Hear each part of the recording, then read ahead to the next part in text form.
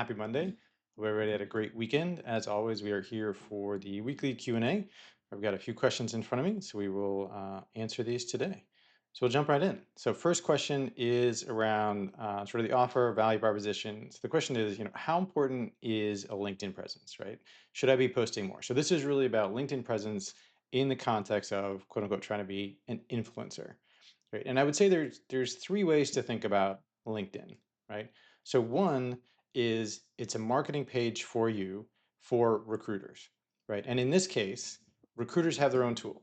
They have a tool where they search for people based on keywords, things they're looking for, skills, and this is the LinkedIn's tool that they create.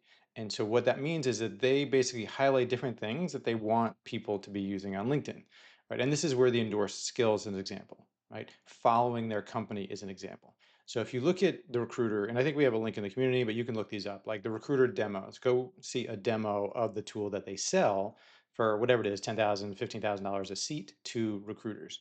And if you look at those demos, you can see there are certain things that they can search for. So it says, I want, a leader in this space with this skill. And they'll say, okay, we found 50,000 people who have that skill.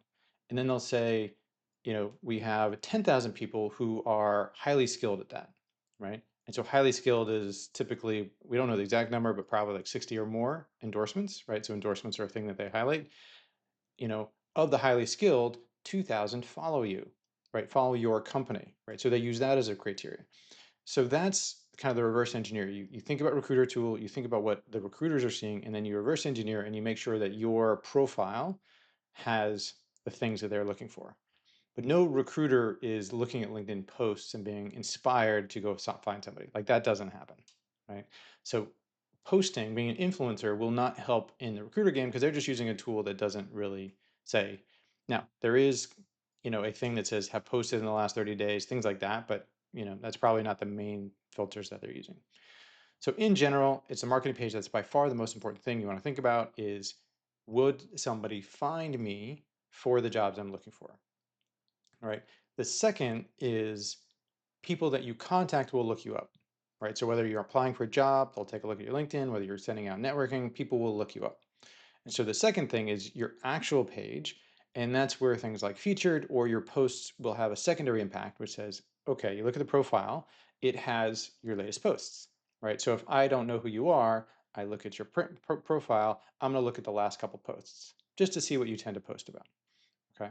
And remember, they show like two, maybe two and a half. I can't remember exactly, but basically it's not a lot, right? It's just the last couple things you post.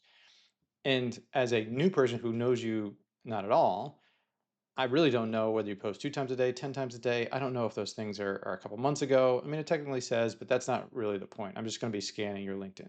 So as long as you have a couple of posts, again, doing this regular posting is not going to be super helpful, right? So number one, make sure you're sort of recruiter ready, that you're focused on things that will attract it. Two, if you're doing lots of networking and people will come to your site, I mean your page, then that's where again the featured section or the posts can help give them a flavor of what you talk about, what your focus is, right? That's the second most useful. The third most useful is being an active poster and influencer, right? So the origin of this question was, should I be posting more?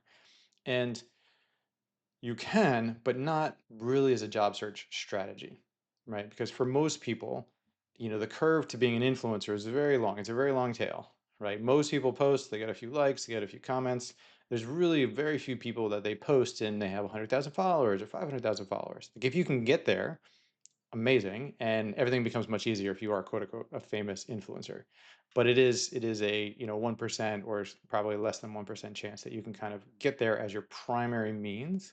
So if you have a topic you enjoy, if you want to get out there, if you want to just meet people who are interested in your topic, feel free to become a sort of more frequent poster, put stuff out there, and you'll kind of get a community of people who follow you and know you for something. But that is not really an effective job search strategy. It can be an effective career strategy, but again, you're thinking over years, not weeks or months. So again, hopefully that kind of gives you the three domains of sort of how to think about LinkedIn.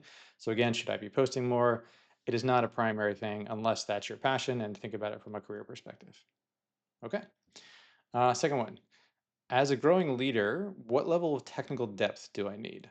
Right. And I get this question a lot, which is, as you transition up, you're going to take your hands off the wheel in terms of the detailed technical, but you don't want to not know what you're talking about. So what do you need to know, right?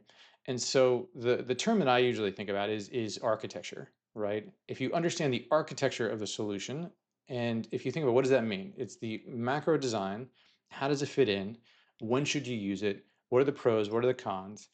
That is the level that a leader wants, at least a technology leader should understand the pieces, right? So again, if you say, if like a CI/CD pipeline, if you don't know what that is, but basically it's how do you automatically deploy software with a series of tools that will sort of do pieces of the puzzle. Do you need to be able to build a pipeline? No. No one's going to expect you to build a pipeline. You don't need to configure it. You don't need to set it up. You don't need to integrate it, particularly as a leader, right? So we're thinking like director and above positions. Like, no. Do you know what it is? Do you know what the core pieces are? You need a code repository, you need an automated test tool, you need this, you need that, right? You need to know what all the pieces are. You need to understand what it is for and whether the investment is worth it, right? That's ultimately what somebody's going to look for you as a technology leader is, here's our current solution, here's this new technology, should we do it? Like that's the question you are basically going to be asked to answer. And if you're like, well, I don't know, let me talk to the folks and see what they say. Okay, that's not a great answer. Like, should we invest in this technology, right? And again, a classic one, which I guess is still a big debate, is on-prem or cloud. Like, should we stick it on-prem? Should we go to cloud? And so, as a leader, you want to know the macro discussions that you're going to have, right? And that can be about data ownership, right? So if it's on-prem, clearly own it. You can put whatever walls around it. If it's in the cloud, you can put a lot of protections, but technically it's not yours. It's sitting out there on somebody else's servers, right? So what is the data you have? Where do you want to put it? How do you ensure you have the right risk profile, right? Costs. If you buy it, you buy it. It's capital expenditure. If it's cloud, you typically rent it, which means it's kind of an ongoing cost. So you need to think about the operational cost. So that's the level that you want to be engaged in, right? So the question is, should we be investing in this technology? Should we be building on this platform?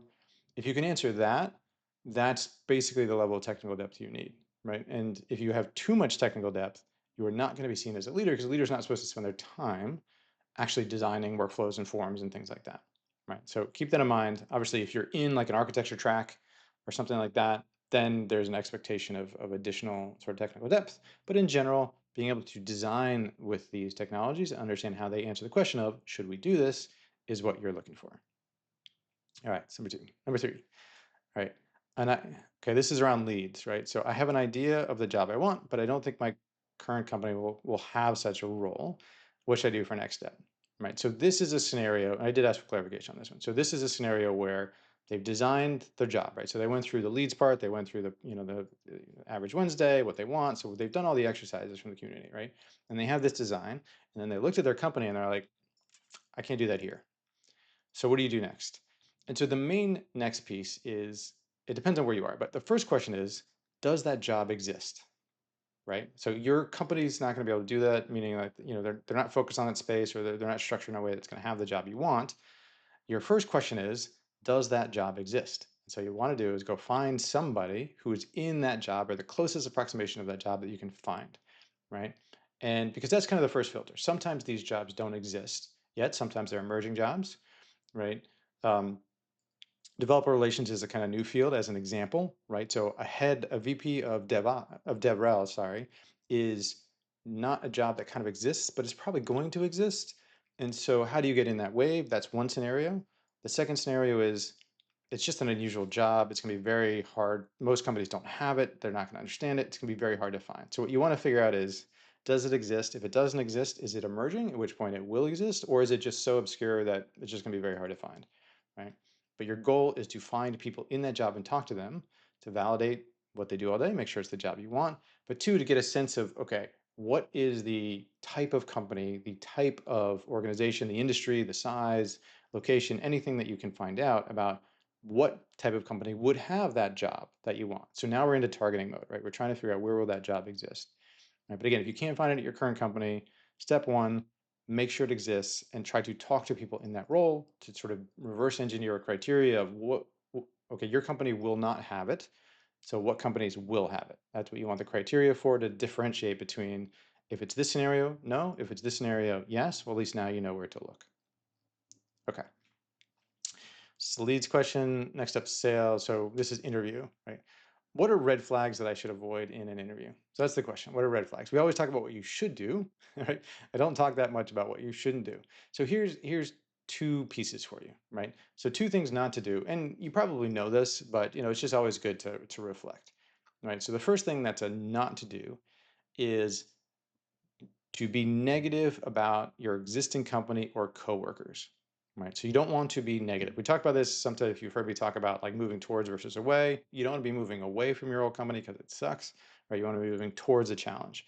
But that general negativity is something to avoid pretty much at all costs, right? Because if you're like, well, I mean, these guys were kind of jerks. We couldn't really get along, but I had to do this.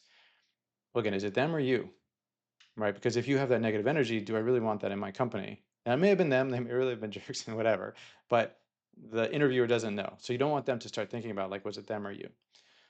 So you just be very professional about how you describe it. And so this is where you have the typical question would be, tell me about a challenging time you had with a coworker, right? Those are the kind of questions where you want to make sure that you factor the challenge in a more positive way, right? So you say something like, well, they were focused on this other area, so they didn't have as much time to focus on the area of my concern, and so there was a gap there.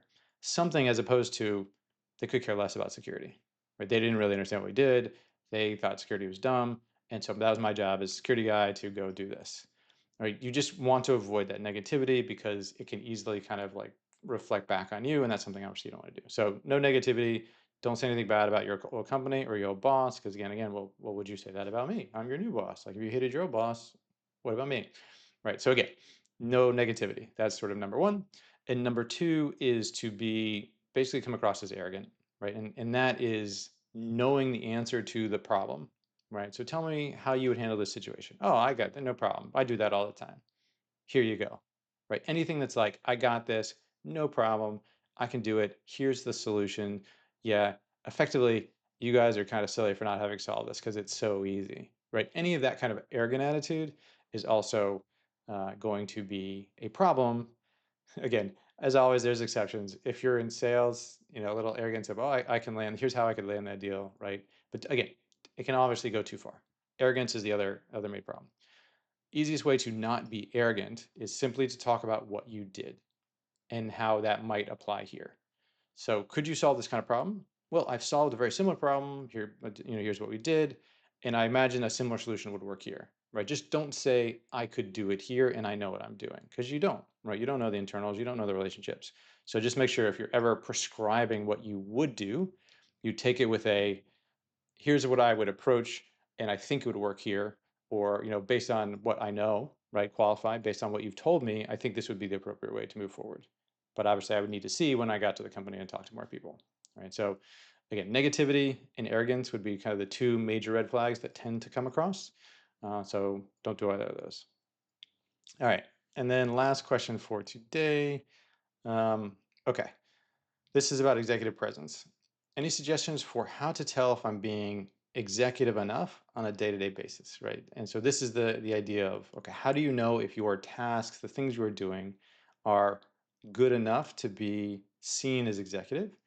And the simple question I would have you ask yourself is, could I ask my boss to do this, right?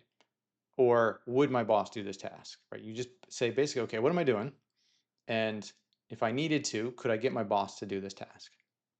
And that's a very good filter for are you behaving like an executive, right? Or whatever your next level is. Because if the answer is, oh no, he would never do this in a million years, or she would never do this in a million years, that is not going to be seen as an executive task.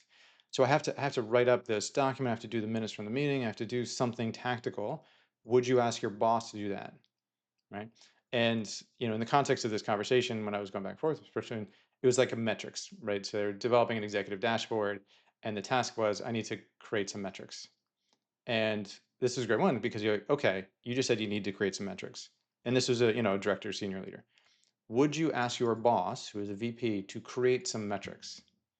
And the answer is no. A VP would never create metrics. He might say metrics he's interested in, but he's never going to create them, meaning physically write them down, right? So you shouldn't either, right? In general, right? Sometimes you have to do these things, but you shouldn't be saying, I'm going to create some metrics. You should say, okay, I'll work with a team to create some metrics. Now, you may be providing lots of guidance, but the way you talk about it, you're not going to say, I'm going to create some metrics, because the boss would not create some metrics. So it's just an easy way to say, okay, what am I doing right now? I'm leading this status update meeting for my team. Would my boss do that? Could I say, hey, boss, I'm going to be out tomorrow. Could you run this for me? If the answer is no, again, not that you don't do it, but recognize it's not going to be seen as executive. Hey, I've got to go meet with this important client. Would my boss do that? Well, sure, it's an important client, right? I have to do this presentation to the management group. Would the boss do that? Well, if there's senior enough people, chances are. And so then you can get, certain things you're going to do. Oh, I'm going to meet with the CEO. Would the boss do that? Oh, 100%. Would the boss want to do that? Oh, absolutely, right? Because you're having, skip level CEOs doing a roadshow or something like that, right? So it's just a very easy question to say, what am I doing right now? And could I ask my boss to do this, or would my boss want to do this? Will quickly filter out the things that you are doing that are going to be resonating as executive actions, right? And you just want more of those, right? It's not going to be 100% because obviously you have your job, you still need to do it. But the more things you can do, more things you can fit in your schedule that you're like, oh, my boss would do this, the more you're going to be seen as an executive. All right, there you go. So those are the questions for this week. As always, drop me a DM or let me know if you have questions, and I will answer them over the next weekend. So again, I hope everybody has a great week, and we'll see you in the community. All right, see ya.